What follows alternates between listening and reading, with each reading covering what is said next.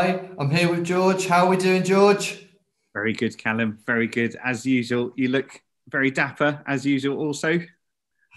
Thank you. No, for those viewers that are just catching up with us, this is our resident kit expert slash ranter and one that knows pretty much everything and everyone in cricket kit. So, George, last week you left us with a question. Have you got the answer for us? Yes. So the question was silicons and rubber compounds in cricket bats, true or false? The answer, of course, is true. It's not too tricky a one. Getting complaints otherwise with these questions. And of course, they can appear both in the handle. You've got the grip. You've also got the spline in between to help with shock absorption, a bit of flex. But also on the toe, you can get that sometimes as well. People sort of put on the rubber compound and then once it's stuck, they then sort of trim it and cut it off. No, so there we go. Right then, so on to this week's show.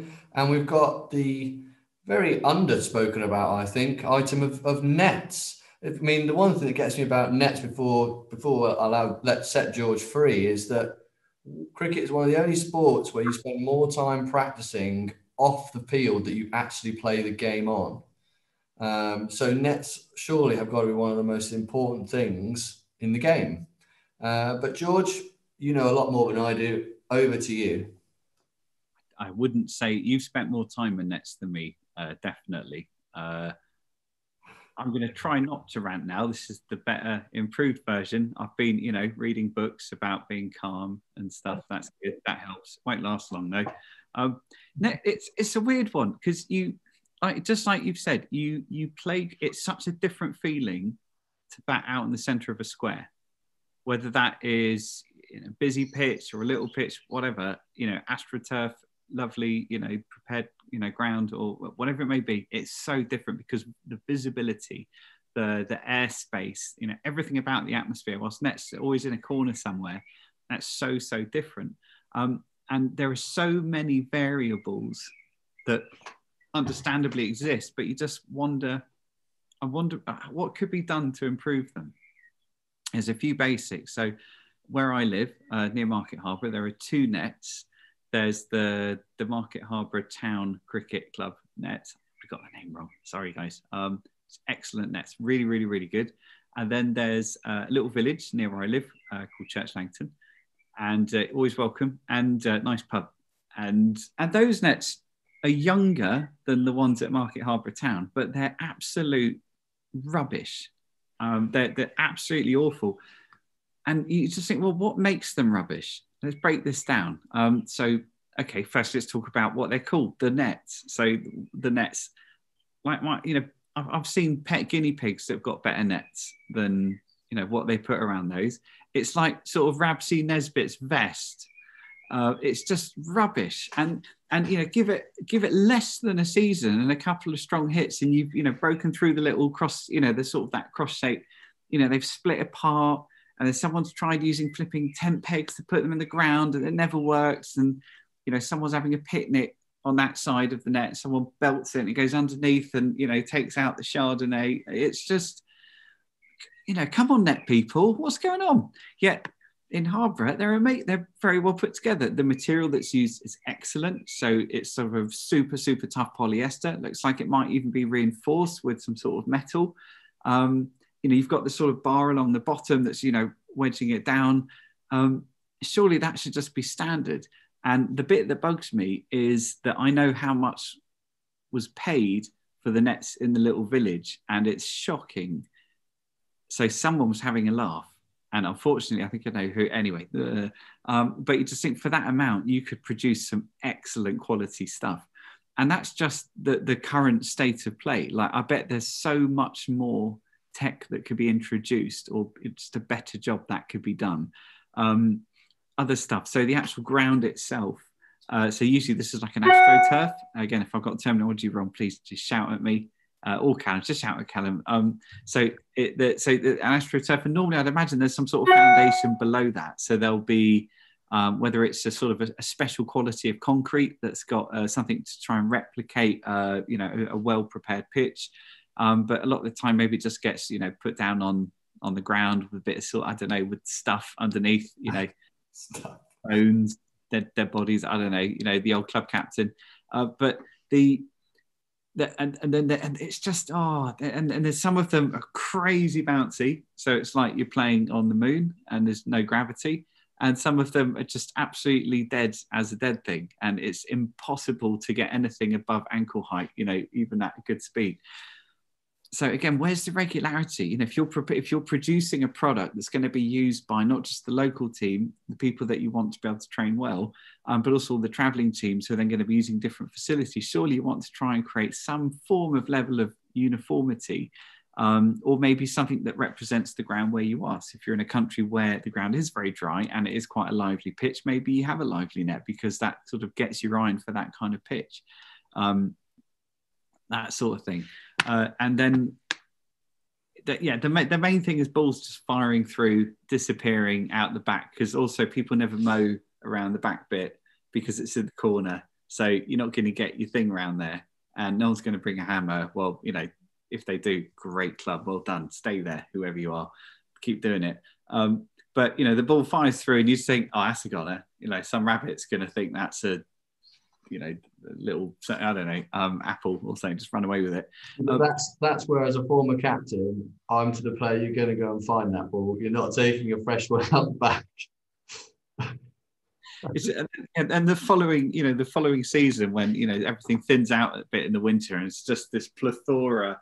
It's like an apple orchard of stuff. If all these like swollen, misshapen balls that have been chewed and all sorts.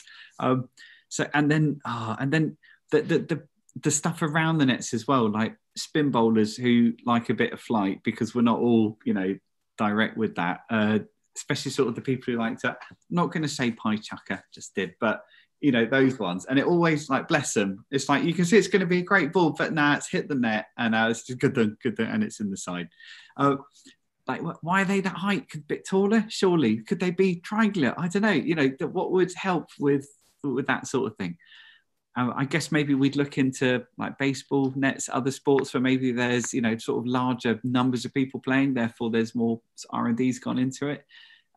But stuff like... I think for me, like, netting isn't just about the actual net, is it? It's around, do we need a net behind or in front of the nets to stop the ball from flying everywhere? Do we need to think about netting not being on the floor because rabbits will just eat it? So even if you pull it tight, as soon as the rabbit cuts or breaks through the threads, that tightness has gone anyway. And as soon as there's more flex in the net, the ball hits it, it just breaks everything. Cable ties for me are the biggest no-no ever. They look great for 45 seconds until you hit the ball into them, and then they pop off and break. There really does need to be a bit of thought, I think. I think it's been very much a forgotten aspect. It's like, they're the nets, go get on with it. And I would really like to see not only upgrades on the flooring that's put down, the overlay, but also just on how we display the nets. Now, unfortunately, we use a very soft cricket ball compared to other parts of the world because we have lush green outfields, which means that if you use a metal substitute, it smashes the ball to pieces when you hit it into it again. If you use wood, you might get away with it for a while, but if you're using brand new Dukes at 23 quid a pop as a club, and you've got 8 bowlers with 6 new balls, £100 worth of balls, you're probably not going to, or 140 quid worth of balls or whatever it is, you're probably not going to be that thrilled when they come smashed to pieces after session 1. So I think there's lots to consider in a net. I mean, what do you think? I mean, I just don't understand why they're so forgotten. The bits that make me laugh, and some of it I wouldn't change because it's almost nostalgic, is firstly the pinball effect that you get when you manage to hit it just right, and it just clips that one and then goes on to that one, and so boop, boop, boop, and someone's just like, it's just completely caught them off guard. Again, surely you could shape them, I don't know, something at the end, because the amount of times where it just hits and then it sort of slingshots out of the last one, the entry part. And again, people can tie these so the bar will catch the ball, but a lot of the time that's loose, that's open. And what you then have is you literally have a cannon that's just firing balls out at the end. And if you've got lots of different age groups and everyone's, playing, you want to try and keep them safe. I guess that would go into net etiquette, but that's a completely different thing. We could always come to that in a bit. We probably will. But I think what we're getting to, George, is there's this need for, I would like to put a challenge out there myself as well. And I know you're good with your challenges for innovation, but there needs to be some thought put into nets. So, anybody out there that's got some ideas or wants to trial something, please do make contact with us, cricket@berco.co.uk. And, I reckon we could make something happen. There must be people with ideas out there. I can't believe it's just been left, but something needs to be done. So you've got bowling machines now that are, and this is very exclusive, obviously, we're very far away from just a traditional net, but you got bowling machines that are videos of people coming up to bowl. And you can get Malinga firing down at you at 1,000,000 miles an hour with this superb action that's just unbelievable. But I just wonder about, like, when you're actually batting and you're in the thing, is there any way of being able to, apart from just going, oh, it's a 4, is there any way of being able to see where the ball's gone, some sort of thing that gives you a bit of feedback, so you can get materials that when you impact them, they will just change color slightly. They'll leave a what do you call it, a bit of feedback, or a witness. Umpires use this on batting pads. When at a very, very, very fast, high level, sometimes the ball's gone so quick, look at that, you can see the mark on the pad. Go, ball hit there. Yeah, that's out, or, missed. There's something like that, so you can actually see, maybe, there's so much that could be done. I would love if someone goes, right, let's start again, completely from scratch. Maybe could it cross over with another sports? There's more opportunity. Maybe that's the reason people go, it's not really worth it. But is it because people just keep paying for the rubbish that club down the road got because that's all they know about? Because someone didn't say, well, you could have all of this and it'll be a much better job. And unfortunately, what they did is they rung up whoever it was, said, hello, we have a budget of X. We need some nets, please. And they'll go, oh, that's convenient you said that. That's exactly how much our nets cost. And they'll, just got completely fleeced. And it's stuff like that. And, and when you get the ones where there's like a little strip and someone's added another bit and you've got this superb seam of death, just on the offside. And if that ball hits that, it could go anywhere. And sometimes you could say it builds character, but I do think there's a strong opportunity to improve the global net trade. As far as I can see. I like it. Well, I think we've covered a few issues, I hope. I feel like both of us have been on one a little bit. Last, just to leave us with George on nets, you've got a little piece that I know you really need to get out around net etiquette. The floor is yours. Okay, so you're in an indoor session. It's the winter, it's pre-Christmas, very eager. And there's a place in Leicester, and it's called the City Cricket Academy. It's run by a bloke called Dom, superstar. What a dude. It's a great place. It's not the longest of building. So you've got the length and you've got a few paces for a run up, and rats in a barrel is definitely the best expression. And you can see, and like teams will have a net, and you can always see, and it's amazing the difference. There's always one team where they take pride in trying to kill the other teammates. And it's, someone goes down, bowls the ball. And for me, I like to try and use the net so that, the people in front of me can continue to bowl at me because they're not dead.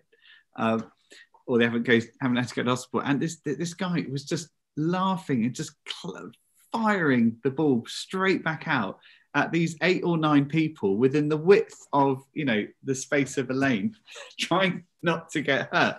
Now, that could be training. Maybe I'm being too soft. I don't know. I think there are times when it's good to hit the ball back out and to, remind people to stay in line or not be a plonker or pay attention. But the concern for me is occasionally, and I've seen some pretty horrible times when someone from the next door net, because they're not worrying about that net as much. You should though, obviously, but even so, little kids there and he's doing his shoelaces up or something, and then along comes the ball back far quicker than anyone can bowl it. And that really bugs me. And for me, it's up to the batsman. You know, if you're training, if you're any good, surely you control to a degree where it's going. And if you're trying to heave it, like, you know, early man out of the front, I don't know. That's a bugbear for me. Now, Callum, I know that you also have a strong opinion on this. Rule number one of net safety. First thing on the coaching manual for nets: always face the batter. Always. For that is that reason. I do partly agree with George, but I'm going to push back on one thing. If the bowler bowls a juicy half volley in the arc, it's got to go. Right, enough about that. George, you've got a question for us to leave us with today. What have you got for us? Other questions. So, cricket bags, the ones that you roll with the wheels. Why are the wheels so small? That's my question. Why are the wheels so small? Fantastic. Mate, great to see you. Thanks so much, and I'll catch up with you next week. Thank you, Callum. Take care.